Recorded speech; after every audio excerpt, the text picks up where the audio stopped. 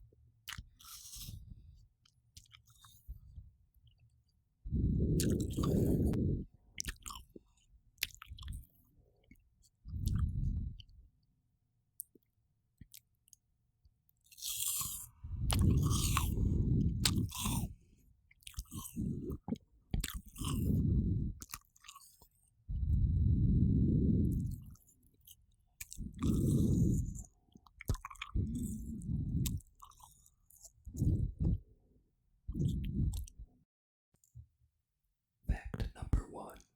Originally, you had to dance for your treat.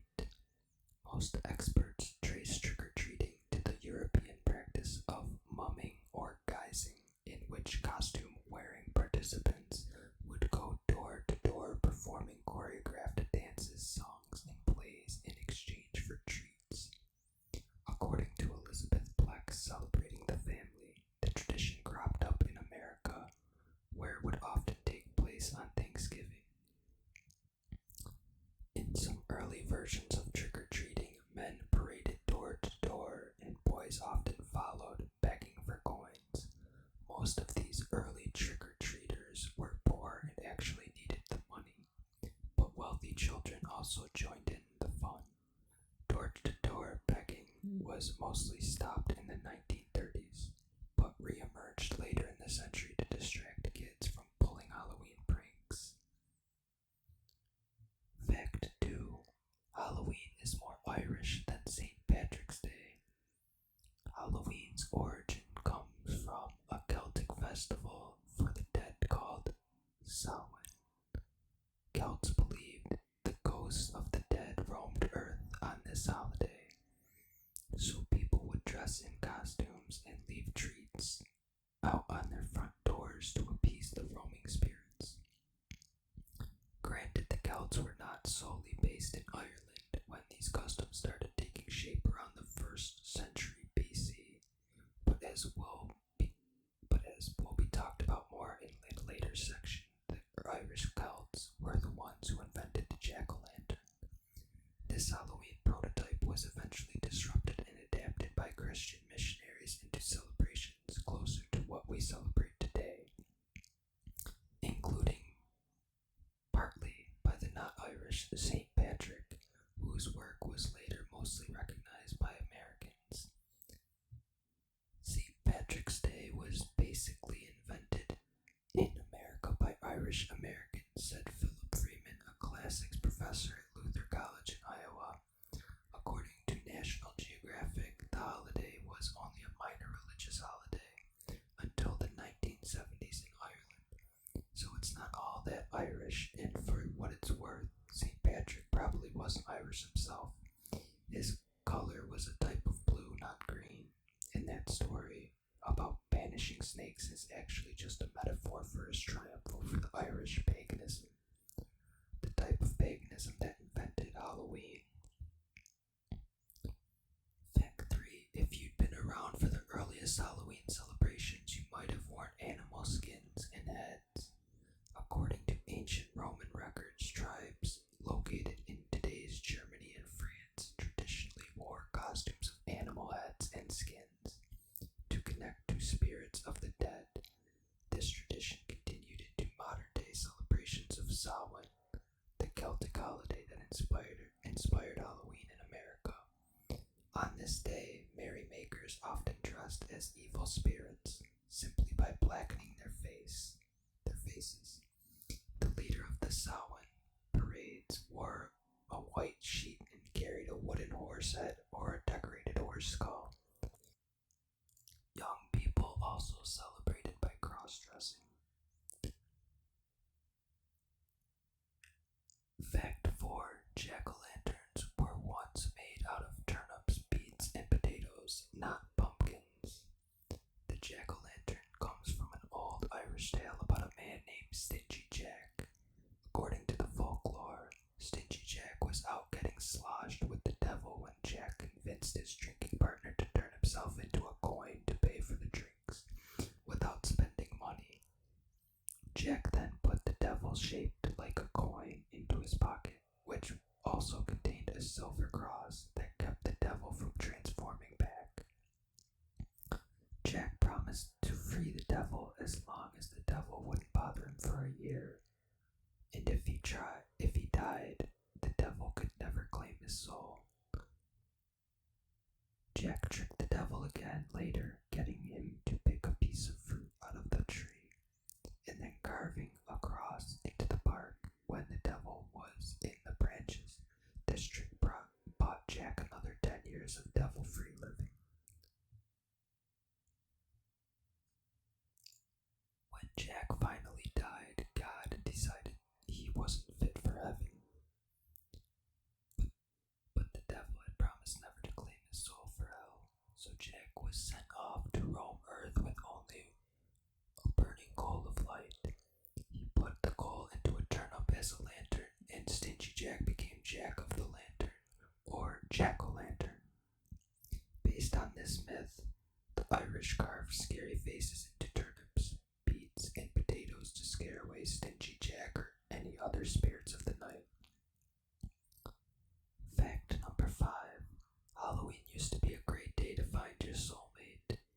In some parts of Ireland, people celebrated Halloween by playing romantic fortune-telling games, according to Nicholas Rogers. Halloween from pagan ritual to party night. These games allegedly predicted who they'd marry and when, since Halloween, like Valentine's Day, was one of the main celebrations of the year where young people could mingle with the opposite sex. It was also considered a good day to scope out a sweetheart. In America, young people, and particularly girls, continue the old Irish tradition.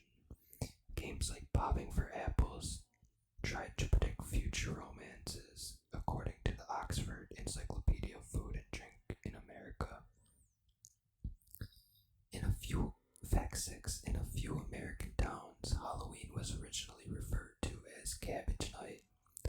This came from a Scottish fortune telling game where girls use cabbage stumps to predict information about their future husbands.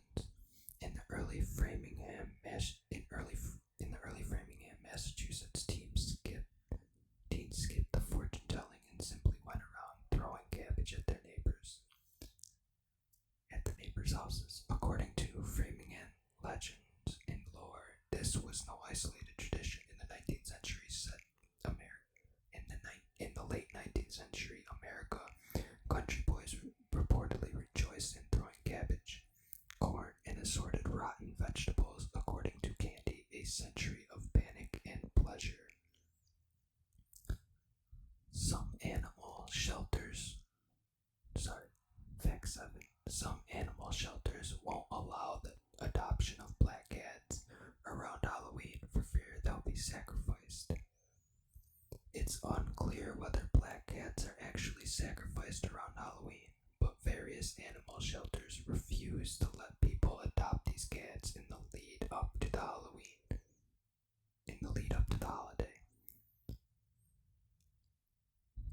In Morganton, North Carolina, Linda Garibaldi, director of the Cat's Cradle, told the Huffington Post that the shelter does not adopt out black cats during the month of October because of this superstition and the concern that the wrong people who might harm them might adopt them. This type of ban is starting to wane, however. When reached for comment, Emily Weiss, Vice President of Shelter Research and Development at the ASPCA, said, "Years ago, this used to be pretty common, that shelters would not adopt out cats during Halloween for fear of something horrible happening to the cats. But we don't hear too much anymore, and many shelters are actually holding a special black cat promotion around the holiday." ASPCA provided the list of a few of the black cat adoption promotions that have been tied to the holiday. As Weiss put it, most people who go to shelters to adopt a pet are not going to adopt a pet to sacrifice it into ritual. Studies have shown that Halloween actually makes kids act more evil. Fact 8. As IO9 points out, putting costume wearing kids into groups and introducing a clear object of desire such as candy has been shown to lead to individuation. This psychological term explains what happens when a group of maturing young minds begins to care less about the consequences of their individual actions, leading them to do things that they might not do alone. One study in particular found that unsupervised costumed children in groups were far more likely to steal candy and money than both non-costumed kids and children not in a group. Another similar study found that masked children were significantly more likely to take more Halloween candy than they were supposed to if they believed there was no adult supervision. Okay, so that's all I have for Halloween facts. I hope you guys enjoyed the video. I'm sorry I stumbled a bit. If you liked it, I hope you'll hit the like button, comment, share, and subscribe.